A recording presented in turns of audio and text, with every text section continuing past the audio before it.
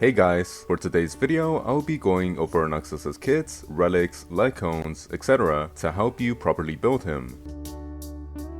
Starting off with his kits, his skill deals wind damage equal to 70% of Anaxas's attack to one designated enemy, and additionally deals 4 bounce instances of damage that prioritize targets that haven't already been hit. This will come in handy against multiple squishy opponents, aka in Pure Fiction, since every instance of attack deals the same amount of damage, which is why he's going to be really powerful as both a main DPS and a sub-DPS with another erudition character in Pure Fiction, and it'll also be powerful against a single opponent, aka an apocalyptic shadow, since all of those instances of damage do a ton of damage together, and they reduce a ton of toughness together as well, which can lead to some odd but fun break builds with Anaxa. It also states that when used, for each attackable enemy on the field, this skill has its damage dealt increased by 20%, which is nice because typically when there are multiple enemies on the field, the defense and resistances of some enemies is typically higher from other enemies, which will typically reduce your damage compared to when you're just targeting one enemy. But with this damage increase, it'll help Anaxa do the same if not more damage against a ton of enemies compared to when he's only targeting one enemy. For his ultimate, it inflicts the sublimation states on all enemies, then deals wind damage equal to 160% of Anaxas's attack to all enemies. Okay, so the sublimation states simply applies all of the weaknesses onto an enemy target until the end of their turn, and if the targets have an additional attack, you're able to stop the additional attack if you use Anaxas's ultimate during their first attack. So two things. One, I want to emphasize the fact that the sublimation states only prevents the additional attack, and it only prevents it when using Anaxas's ultimate during the target's first attack. And two, the sublimation states implanting all the weaknesses onto an enemy target is really good when combined with his talents, because his talent states that if the enemy target already has 5 weaknesses, which they will if they're in the sublimation state, Anaxa will launch an additional skill with the same properties as his regular skill when using a basic attack or his skill.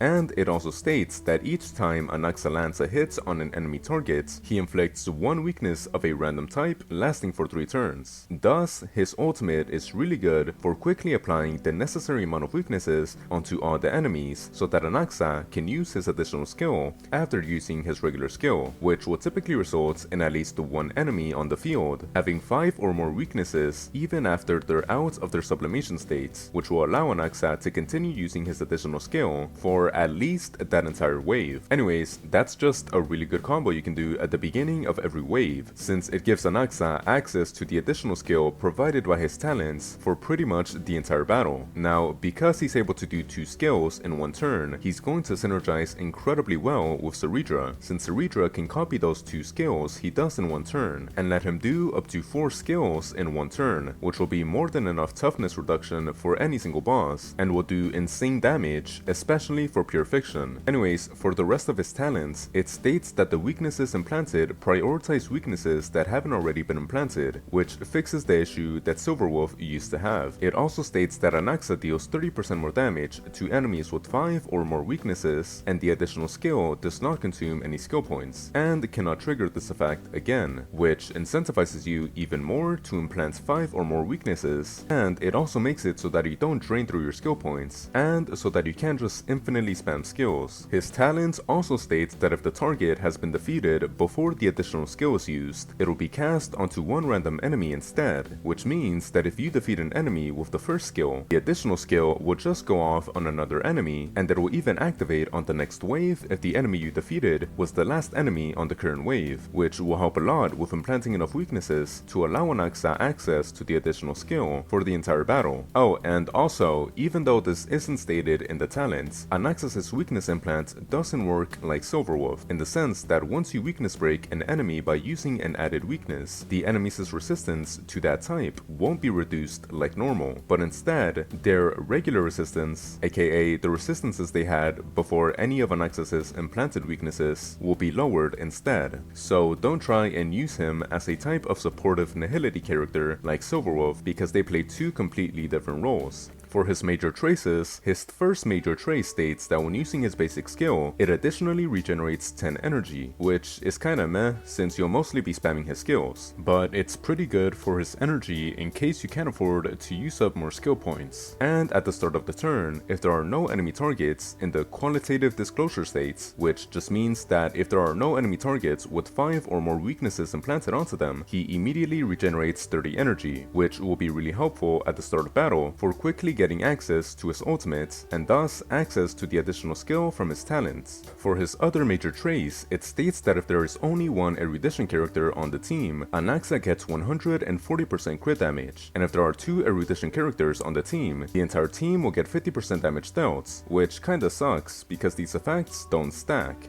but it's really good for balancing out his main DPS and sub-DPS roles, since he'd be broken if he had 140% crit damage as a sub-DPS along with the 50% damage dealt to all allies. Also, because they don't stack, the 140% crit damage you will either have or not have, depending on whether he's being played as a main DPS or sub DPS, will have major implications for his crit stats, since it's going to drastically affect how much crit damage and crit rate you build him with. Anyways, I'll go over that in just a bit. For his other major trace, it states that Anaxa can ignore 4% defense on an enemy target for every weakness implanted on that enemy target up to 28%, which will be really powerful for stacking defense shred and when combined with other sources of defense shred as well, since defense shred provides accelerated returns, meaning that the more defense shred you stack, the higher the rates of your damage increase becomes, which is why defense shred is one of the least diluted amplifying effects in the game. For his stats, he's gonna want 2600 to 3000 plus attack, 134 plus speed, which will typically be better if he's being used as a main DPS, or 160 plus speed, which will typically be better if he's being ran as a sub DPS, especially in a team with the Herda. He's also gonna want pretty much max crit rates since you'll typically be running him as a main DPS, aka with a free 140% crit damage boost, or as a sub DPS with the Herda, aka a free 80% crit damage boost. Thus, with this amount of crit rates, you're gonna want to complete a 1:2 crit rate to crit damage ratio and get 150% to 180% crit damage before battle if he's being played as a sub DPS with the Herda, 210% to 240% crit damage before battle if he's being ran as a sub DPS without the Herda, and 70% to 100% plus crit damage before battle if he's being ran as a main DPS. Now, if you can't achieve all of these crit stats, well then just try to maintain that 1:2 crit rate to crit damage ratio. This ratio will also come in handy once we start adding in more crit sources from relics, ornaments, Lightcones, teammates, etc. into the equation, so be aware that these crit breakpoints aren't even that concrete. However, the only thing that is concrete is the 1:2 crit rate to crit damage ratio. For his relics, the ego set is going to be his best because it provides him with a decent wind damage boost and it advances him forward by 25% when using his easy to get ultimate, which will let him do his skills a lot more often in both his sub DPS and main DPS roles. For an alternative, the pioneer set would be good because his weakness implants count as debuffs, meaning that he can easily get 100% uptime on the crit damage, crit rate, and damage dealt buffs this set provides. For an alternative, the genius set will be as good as the pioneer sets, if not better, since you'll also have 100% uptime on the 20% defense shred this set provides, which when combined with his 28% defense shred from his trace, and potentially other sources of defense shred like the one from his SIG or from his E1, the defense shred provided by this relic set becomes a lot more valuable. This is because defense shred is one of the least diluted amplifying effects, since defense shred provides accelerated returns, meaning that the more defense shred you stack, the higher the rates of your damage increase becomes. For another alternative, the Scholar set would also be good because it increases his crit rate by 8%, his ultimate damage by 20%, but most importantly, his skill damage by 45%, which is really good since this is where the majority of his damage comes from. For another alternative, you can use any mixture of 2-piece bonuses that provide crit damage, crit rates, attack percentage, damage dealt, or speed. For his ornaments, the Izumo set would be the best when paired with another erudition character, aka when he's being played as a sub anaxasub-dps, since it provides 12% attack and an additional 12% crit rate boost when paired with another erudition character. For a hypercarry build, the Rudolin Arena would be best, since it increases his crit rate by 8% and his skill damage by 20%. For his main stats, he's gonna prefer crit rates over crit damage, since his Trace and Sunday already gives him a ton of crit damage when he's the main DPS, and the Herda already gives a ton of crit damage with their Trace when he's acting as their sub-DPS. For his feats, you're gonna want speed or attack percentage. For his Fear, you're gonna want wind damage or attack percentage, and for his Rope, you're gonna want attack percentage if you have a SIG. But if you don't, then ERR would typically be better than attack percentage, especially if you're using the Eagle sets. For his substats, prioritize crit rates, then crit damage, then attack percentage, then speed. For his Lightcones, he's gonna want his signature, since it lets him apply a 12% defense shred, which is really good when combined with other sources of defense shred like his E1, his Trace, or the Genius sets. This is because, again, defense shred is one of the least diluted amplifying effects, since defense shred provides accelerated returns, meaning that the more you stack, the higher the rate of your damage increase becomes. It'll also give him a 60% damage boost and 10 energy for every turn, which is a really good damage boost and enough energy for him to use his ultimate twice every cycle, which will be really good, especially with the Eagle sets, and will allow you to replace his ERR rope with an attack percentage rope. For an alternative, the Herda's signature will also be good, because it increases his crit rate by 12% and gives him a 60% ultimate and skill damage boost, which is really good because this is where the majority of his damage comes from, and it generates 1 skill point after every ultimate use, which is really powerful since this will allow Anaxa to generate 2 skill points every cycle if you're using an ERR rope, or if you get lucky by having your Anaxa get smacked in the face enough to regen enough energy for that second ultimate. For another alternative, the Enterprise Lightcone is going to be his best free-to-play Lightcone because it provides 16% attack and 8% damage dealt for every weakness an enemy has, meaning that you'll typically be able to have 100% uptime on this damage dealt in endgame content like MLC and APOC, but in Pure Fiction, this Lightcone's performance will drop a bit since the damage dealt is a bit inconsistent. For another alternative, the Peaceful Day Lightcone would also be good because it increases his damage dealt by 0.2% or 0.4% depending on its superimposition for every 1 point of energy the user's ultimate requires. Thus, this Lightcone provides a constant 56% damage boost at max superimposition, but only a 28% damage boost at superimposition 1. For another alternative, Jinjuan's Lightcone would also be good because it provides 36% crit damage, which should be more than enough for you to focus on crit rate stats, and it increases his ultimate and skill damage by 18%, which is good because this is where the majority of his damage comes from. For his teams, Anaxa will typically be played as either a sub-DPS for another erudition character or as a typical main DPS. For his sub-DPS role, you'll typically want an erudition character and AoE supports to buff both Anaxa and the erudition character, and then a sustainer that attacks enemies. For your erudition characters, the only erudition character that actually synergizes with Anaxa would be the Herda, with other erudition characters like Jade, Argenti, and Mini Herda being alternatives for Pure Fiction because of their powerful AoE damage. For the Herda, you're gonna want to pair him up with the Herda because the Herda is one of the best DPS in the game that desperately needs another erudition character on the team. Not only that, but she also wants to apply a ton of interpretation stacks on the enemies to maximize her enhanced skills' damage, and she wants her allies to target a ton of enemies so that she can generate energy, which is something that Anaxa does best because he can do 5 instances of AoE damage and 5 additional instances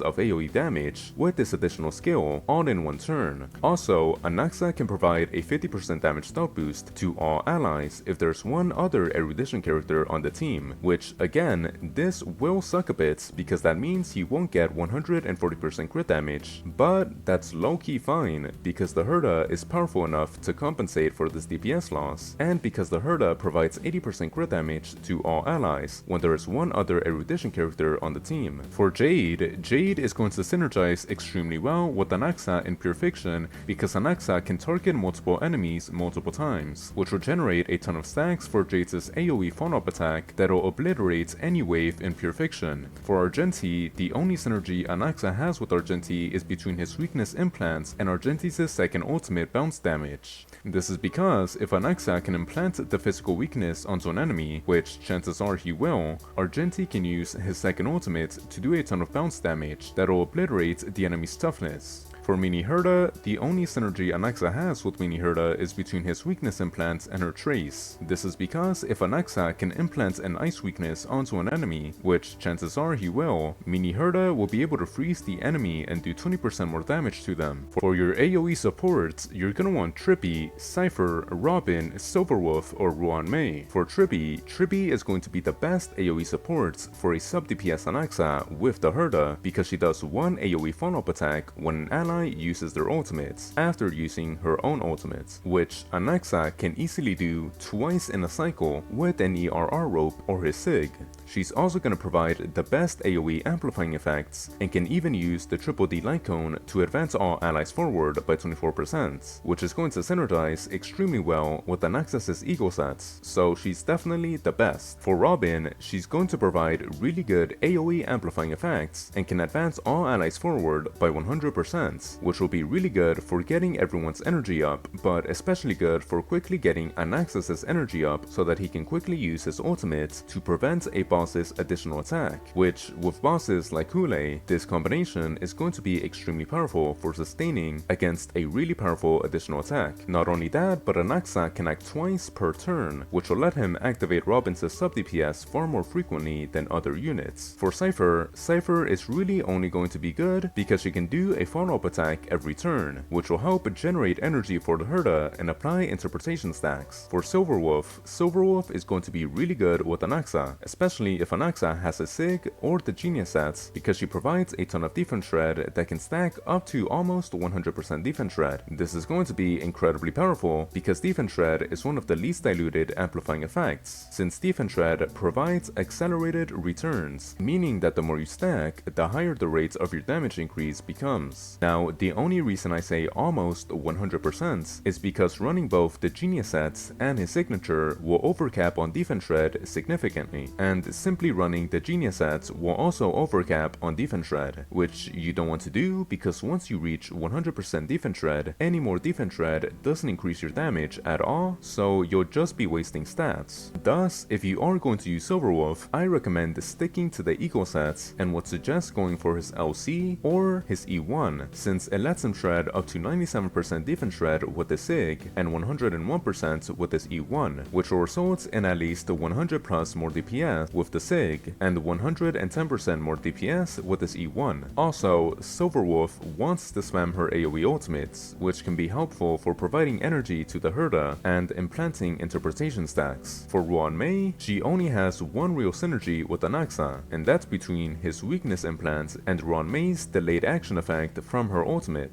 Anaxa is able to implant every weakness on the enemy, meaning that every ally attack will be able to reduce toughness from an enemy, and thus the enemy's toughness will be reduced significantly faster than your average team. Not to mention, Anaxa himself absolutely shreds through toughness, which will allow Ruan-Mei's delaying action effect to trigger faster, which can be helpful for quickly preventing an enemy attack, similarly to Anaxa's combo between his and Robin's ultimates. Other than that though, her amplifying effects are just the budget version of Triby's amplifying effects, so I'd only recommend using her if you don't have any other character, especially because she doesn't do AoE attacks, which doesn't help with applying interpretation stacks or regenerating energy for the Herda. For his main DPS playstyle, he's gonna want your typical hypercarry team format. You're gonna want Anaxa, 2 powerful supports, and 1 powerful sustainer. For his supports, he's going to be good with single target supports like Ceridra, Sunday, and RMC, but he he'll synergize really well with some AoE supports like Robin, Cypher, and Silverwolf. For Ceridra will provide Anaxa with a massive attack boost, which is cool and all, but that's just your standard, if not below average, Harmony amplifying boost by itself. What's really good about her is her ability to copy Anaxa's action once she gains 6 charges, which she can gain 1 stack of every time the main DPS, aka Anaxa, does an action, which synergizes really well with Anaxa's ability to do 2 actions in 1 turn, meaning that Anaxa can accelerate Ceridra's charge regeneration by 100% more than the average character. Also, when she copies Anaxa's action, she doesn't just copy 1 skill. Her copy ability includes Anaxa's additional skill as well, meaning that every time Ceridra gains 6 charges, Anaxa will enter the Pirage state and repeat his skill and additional skill, which will result in up to 4 skills being done in 1 turn. These 4 skills will be able to be done every other 2 cycles at minimum, since Anaxa will always gain 2 charges through his 2 skills, and Ceridra will gain 1 charge through her skill per cycle, which will result in 3 charges being gained per cycle, meaning that you're gonna need to do 2 cycles before you're able to do the 4 skills. But Ceridra's ultimates, which she can get around every 2 cycles, will also give her 2 charges, so there will be times, aka after you use Ceridra's ultimate, where you can do these 4 skills in even less than every 2 cycles. Combine all of this with Dan Heng Permancer Teresa's Trace that provides Dan Heng with more energy and advances his Soul Dragon forward every time an ally does an attack, and Dan Heng's Soul Dragon doing additional damage based on the bondmate's attack, which is being significantly increased by Ceridra, and you've got an incredibly powerful synergy between Anaxa, Ceridra, and Dan Heng Permancer Tere. For Sunday doesn't really have that much synergy with Anaxa. Sunday is going to be good with Anaxa because his amplifying effects are simply the best single target, if not the best in the game, because he provides up to 72% crit damage if you build him with 240% crit damage, 15% crit rates, and he advances an ally forward. However, he can have synergy with Dan Heng Permancer Tere because Sunday will provide 50% additional damage dealt to Anaxa if Anaxa is Dan Heng's bondmate. For RMC, the only real synergy they'll have is between Anaxa's energy regeneration and Mem's charge, since he can provide a ton of charge for Mem when he generates enough energy to do 2 ultimates every cycle with an ERR rope, luck, or his S1. Other than that though, RMC will simply be good for Anaxa because their advance forward and true damage buff is really powerful. For Robin, like I said, he's going to synergize with her because she can advance him forward by 100%, which allows for some really good combos that can prevent a really powerful attack from a boss. And Anaxa can activate Robin's concerto attacks much more frequently than other characters because of his 2 skills in 1 turn. Other than that, Robin can provide really good amplifying effects like attack percentage and damage dealt. For Cypher, the only real synergy they have is between Anaxa's single target capabilities and Cypher's true damage percentages. Cypher is going to prefer characters who can do single target attacks because the majority of her true damage comes from the designated target's damage taken rather than from the rest of the target's damage taken. Thus, Anaxa's bounce damage being able to do a ton of single target damage synergizes really well with Cypher's true damage percentages being higher on the designated targets than on the other targets. Other than that though, Cypher is just a really good AoE support that provides a really good true damage buff that she can use to nuke the last phase of a boss. For Silverwolf, like I said, she's going to be really good for stacking Defense Shred, which is one of the least diluted amplifying effects, since Defense Shred provides accelerated returns, meaning that the more you stack, the higher the rates of your damage increase becomes. For Sustainers, the new Dan Heng Permancer Tere is going to be a premium option because Dan Heng Permancer Tere can do multiple follow-up attacks that attack multiple enemies, which will be good in case Anaxa is being paired up with the Herda, because these follow-up attacks will result in more energy for the Herda and more interpretation stacks being applied. Not only that, but he also does all of this while sustaining just as well as Hyacinth, and like I've said before, he's going to be a crucial component for one of the most synergistic trios in the game, that trio being between Anaxa, Ceridra, and Dan Heng Permancer Tere.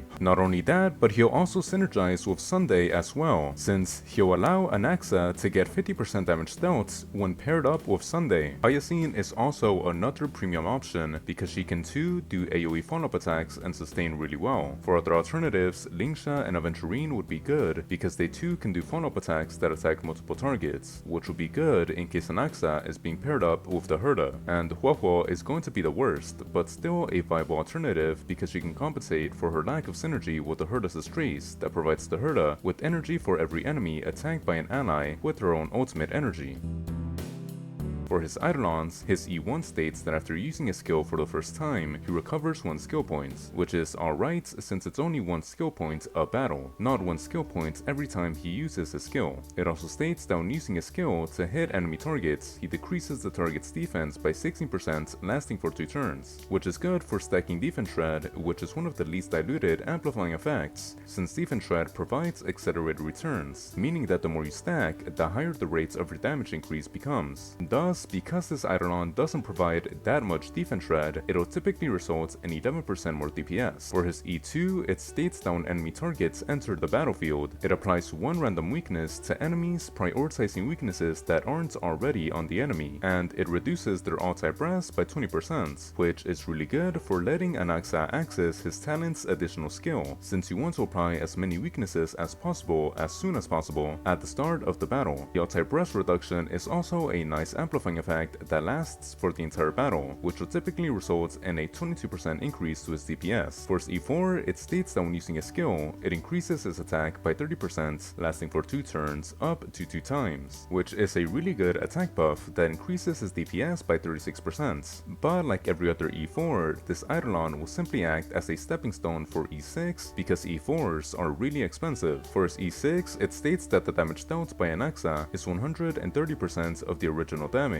which is an incredibly powerful multiplier because it multiplies Anaxa's damage after all of his damage calculations have already been done. It also states that the 2 effects in the trace Imperative Hiatus will be triggered directly and will no longer depend on the number of erudition characters in the team, meaning that he'll get the 140% crit damage and 50% damage dealt for all ally buffs without any restrictions, which is really powerful since he'll be able to be used in a lot more team comps and will increase his DPS by 107%.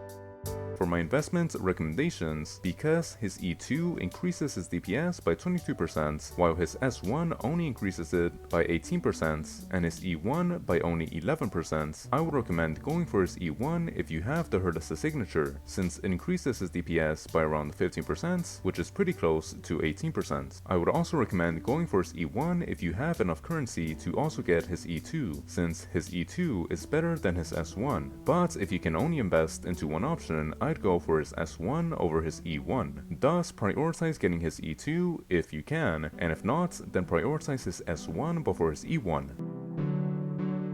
Now, after going over all of this information, should you summon on Anaxa? Well, Anaxa is currently being labeled as the best DPS in the game by the Honkai Star community because of his insane versatility. He's extremely powerful in both AoE and single target scenarios because the majority of his skill damage acts as bounce damage, and he can work as the best sub-DPS with the Herda and dominate in Pure Fiction, or he can also work as a full-fledged main DPS that dominates in MLC and APOC. Not only that, but recently he's been getting a ton of shilling for his main DPS role, with the likes of Saridra and Dan Heng Permanent Raid releasing, to the point where he'll definitely keep his title as the best DPS in the game for a while. Thus, if you don't have a meta DPS that can comfortably clear endgame contents like Castris or Feinen, or if you don't have all the limited supports for a meta character like Castris, who really wants Hyacinth, High Sea Lance, who really wants Kafka, Evernight, who also really wants Hyacinth, or Archer, who really wants Sparkle, though to be fair, a lot more than the other meta DPS characters want the respective supports, I would definitely recommend pulling for him even if you don't have Saridra or Dan Heng Permanent Raid, because these characters are really just luxury options that are a bit overkill, so you don't need them for Anaxa to be able to comfortably clear endgame content. But if you do have Saridra and you do plan on building your free Dan Heng Permanent Raid, well then definitely pull Anaxa, and if you don't have the Herda, as long as you have good supports and a good sustainer, you can comfortably use him as a main DPS and comfortably clear the endgame contents. Anyways, that's all I've got for today. If you've enjoyed this video, please like and subscribe. If you have anything you wish to say, feel free to leave it down in the comments below. I'll greatly appreciate it. Goodbye.